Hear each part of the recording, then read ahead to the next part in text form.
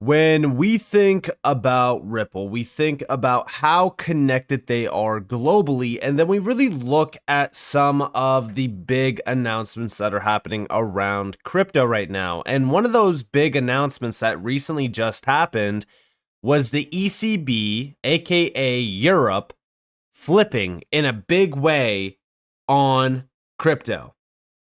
We have to talk about this and we have to address this, especially when it comes to Ripple, because Ripple has a massive name in the EU region. And this is because of all of their connections and partnerships over the years. And if you don't know about this, well, stick around until the end of this video because we have a lot to go over. So welcome to the channel, everyone. My name is Nick. For those that are new to the channel, hopefully by the end of this video, you do become a subscriber. So let's go back in time a little bit to the beginning of January, where we did see $870 billion asset manager Standard Chartered to offer Bitcoin and crypto custody services in Europe. Now, this was a big move, especially on Standard Chartered's, side. And a lot of people don't know about this, but Standard Chartered has been around the Ripple side of things for a very long time. In fact, if we go all the way back to 2016, they were a seed investor in Ripple. And you know what's funny about this? They were planning digitization efforts even back then in 2016, almost 10 years ago. Now, we also know that they first partnered with Ripple back in December of 2015 regarding a proof of concept to deliver the world's first application of distributed ledger technology to enhance the overall security of trade finance invoicing. Today, we still know that Standard Chartered is still connected to Ripple in a big way, especially even through Ripple Custody, aka Medico. And this is with Zodiac Custody. So, they're still working together in big ways. And, this is still something that I am following even today because it is still a crucial, thing to focus on if you do hold XRP, because Ripple Custody is becoming a big key piece of the overall puzzle with, banks going basically going on chain. I mean, they are becoming the key players around tokenization efforts as well, tokenizing deposits, tokenizing, pretty much everything of value that a bank does hold. But it all starts with custody, which I've outlined many times on this channel. But it's not just Standard Chartered, right? Because they are a big player, but also MoonPay. If we go back to December of, last year, just the end of December, Ripple partnered up with MoonPay a while back, and MoonPay actually secured their MiCA approval from Dutch regulators, which was a big one. Big shout out to Cowboy Crypto for this. We do have Ripple partner MoonPay secures MiCA approved from Dutch regulators, paving the way for compliant crypto payment services across Europe under the EU's new digital asset framework. We could actually see that announcement here. So this was definitely a big one. And again, it was another Ripple partner. On top of that, back in February of 2022, Modular and Ripple announced strategic partnership to enable seamless payments into the UK and Europe. Again, Ripple has been paving a path to the European region for a while when it comes to payments, when it comes to all of these main, objective use cases that we talk about on this channel, to not only realize in the internet of value, but ultimately revolutionize payments in general. Outside of that, don't forget that towards the end of 2023, Ripple also gained the EU VSP status. So if we look at this, okay, we have Ripple has strategically ventured into the European crypto market through Ireland's VASP registration. Regulatory clarity in Ireland has heralded in a supportive landscape for Ripple's digital asset services. Ripple has executed a broader global strategy connecting continents for cross-border payments, and this is through their virtual asset service provider license, essentially, or registration in Ireland. This is also through the Central Bank of Ireland as well, which was a big +1, and this actually paved a way for them to target the EU market in a large way And this is also really kind of adding a lot of steam to some of the partnerships that they had prior to this, like, for example, the one with Modular to enable these payments within the EU region. Also, don't forget the fact that Ripple highlighted how important Mika was in the EU region, and also, just how it's paving a way for institutional grade adoption. And this was a big one that we talked about quite heavily back in 2024 because, this is a regulatory move that, in my opinion, is going to really kind of set up a path for even the US and all of these other nations to kind of follow through. It's also a big accelerant if you really think about it. But they also do mention the custody services side of things as well. And, this was definitely a big start to regulatory clarity for crypto and digital assets in general. Then also talking about that, if we go over here, this is May 18th of 2024, which, by the way, focus on the timeline here. So we have 2022, we do start to see some pretty big announcements around the EU market with Ripple. Then by the end of 2023, they do get this VSP status. Then April of 2024, they are talking about how Mika is paving the way. Then we have May 18th, 2024, an accelerated shift to instant payments across Europe, where we do see the breakdown here from the European Commission. They do talk about how, consumers and businesses across the EU and the UK are still looking at ways of achieving instant payments. And the best way to do that is by utilizing the next generation technologies like DLT, blockchain, crypto, etc. But, again, we do see the fact that Ripple has always been behind all of this. I mean, it's kind of crazy, but when we look at Ripple and we look at what they have been doing for the past, couple years, or I would even say, the last decade, almost everything that they do talk about or everything that they're pushing, we do see everything kind of fall in place. For an example, back in 2022, Ripple was talking about the stablecoin race being on. Today, we do see how massive the stablecoin market has become and how almost everyone wants to launch a stablecoin, highlighting the fact that Ripple was already, 2 steps ahead. If we go over here, though, June 5th, again, May, the next month, Ripple partners with Junction to enhance UK and EU cross-border payments.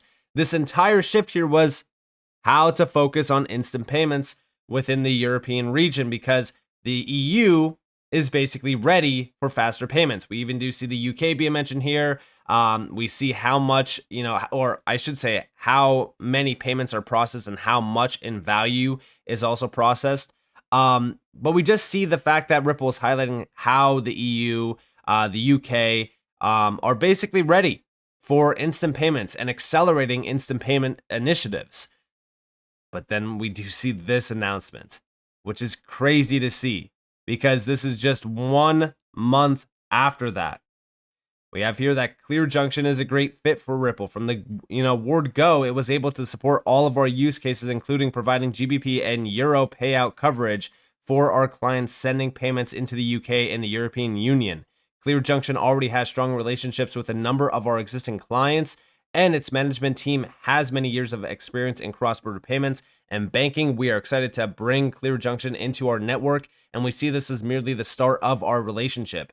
So again, if we think about what's going on here, okay, all of these partnerships that they have, inked up, they are already a big piece of these markets. We know how big Ripple is becoming, but don't just focus on Ripple, focus on these other players that they're partnering up with and how big they are, because it's just a big snowball effect. Now, why am I bringing up all of this, right? Well, it's because the ECB Europe has officially flipped. Big win for fintechs in Europe. The ECB has published decision that gives non-bank payment service providers, MBPSPs, including payment institutions and e-money institutions, e.g. regulated stablecoin issuers, direct access to the Eurosystem central bank payment systems like SEPA and TIPS. That means that a lot of the partnerships that Ripple does have, but also even Ripple, now have direct access to the Eurosystem central bank payment systems like SEPA and TIPS, which, by the way, if you do know the EU market, almost everyone uses SEPA. This decision, rooted in the instant payments regulation that came into force earlier this year, can reduce reliance on traditional banks for fiat settlements, creating a more level playing field. I'd love to see that. And boosting competition and innovation in EU payments. While firms can now hold settlement accounts, the ECB clarifies that central banks will not be able to offer safeguarding accounts for client funds. Applications for access should open in Q2 of this year in June. Get ready to engage with your respective Eurosystem central banks. So this is a massive announcement. We actually have over here from Subjective Views, massive win for fintechs. The ECB has decided to grant non-bank payment service providers direct access to Eurosystem central bank payment systems like SEPA and TIPS, fostering competition and innovation in EU payments by reducing reliance on traditional banks. So yeah, this is reinforcing Ripple's overall moves that they've been making in the EU for quite some time. And what's very surprising about this announcement, right, is that it happened right after we saw this back in like the end of January from the ECB president, Christine Lagarde, saying that she's confident that Bitcoin won't be added to the reserves of any central banks of the General Council, and how she highlighted, the problems with Bitcoin. I mean, she's been very critical of Bitcoin throughout the years. Now, if you guys do remember that video, right, that I did talk about this, let's go over here to Anderson. You guys remember this? It's all of the connections back to Ripple within the Euro area, specifically with the ECB being highlighted here. Here we have from the CPMI group, the same group that Ripple is a part of, you have the chair, Ulrich Bensil, from the ECB. Here we have him at Ripple Swell 2020. CBDCs driving towards digital. Then we have over here, Bitcoin has failed to become a global decentralized digital currency, instead falling victim to fraud and manipulation. The recent approval of an ETF doesn't change the fact that Bitcoin is costly, slow, and inconvenient. And look at who wrote this. Ulrich Bensil. Love to see it. The difference. Then, of course, we do have, Christine Lagarde highlighting Ripple and XRP as well. Will not be between those who are disrupted and those who survive, but it will be between those who are cannibalized because they are not seeing it coming and they're not embracing it, and those who self-induce that cannibalization. And I'm using cannibalization on purpose because it's a bit of a striking, horrible word. But it's really what it means. It's you're going to disrupt your business model, you're going to change it, you're going to reduce your cost, you're going to expedite your transactions, and you're going to continue to inspire confidence because you will build that on the basis of an existing backbone, which is your bank and the confidence relationship that you've established with your customers. So that's where I see changes happening now. If you think of Circle and Ripples and all those, that's where they are active and helpful. So again, as we do start to see things changing, it's very clear, right, that the ECB has plans in place. Those plans do not include Bitcoin. Those plans include companies that they are not afraid to name, where they do address and pretty much highlight the efficiency of those companies when they are utilizing this type of technology. Ripple has always pioneered DLT and blockchain-based solutions since inception, and it just kind of feels as if everything is falling into place, and now we are starting to see these big players like the ECB flipping and welcoming in innovation through these types of players. I mean, this is highlighting blockchain and DLT. Essentially, these instant payment providers are utilizing this next generation technology. And I would argue some of these players like Clear Junction that already have a huge step in these areas like the EU are probably going to be able to easily be integrated within these systems. The same goes for even, modular. Like, these players have been in the UK and the EU zone for so long to ultimately revolutionize the payments landscape in the EU. So it just makes sense. And what's crazy about this is Ripple was already planning ahead of time for a very long time. And I also do think that that's why they got that registration done back at the end of 2023 ahead of Mika. This is pretty crazy to me. Let me know what you guys think down in the comments below, though. I'd love to hear your thoughts. If you guys did enjoy this video, definitely leave a like, subscribe, turn notifications on because of my free content. You guys are more than welcome to follow me on Twitter and join the free Discord down in the description below. And with that being said, guys, it's been Nick. Thanks for watching. Peace out.